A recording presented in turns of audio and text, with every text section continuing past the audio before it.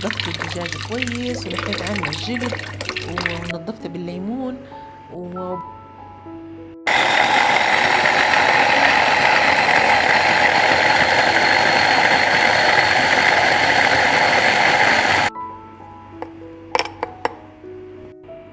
في ست البيت حطيت 4 حبات طماطم، حطيت عليهم جزء من فلفل، حطيت عليهم تتبيلة الدجاج، حطيت الزنجبيل، حطيت الثوم، وحطيت طبعا ملعقة من معجون الطماطم، طبعا حطيت شوية بزار، وحطيت اللي هو معاها حتى دبس الرمان، وخلطت التتبيلة مع بعضها طبعا، وحطيتها اللي هو في الدجاج. خليتها لمدة حوالي 3 ساعات في الثلاجة. بعدين طلعتها طبعا من الثلاجة، وحطيت اللي هو ستفت البصل، طبعا صبيت له حتى هو باقي التتبيلة على البصل والبطاطا.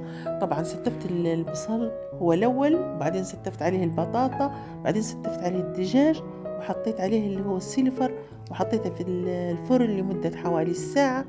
بعدين طلعته ونحيت السلفر، ورجعت حمرته ميزان في الفرن حوالي 10 دقايق. والنتيجة بصراحة ما شاء الله ولا أروع.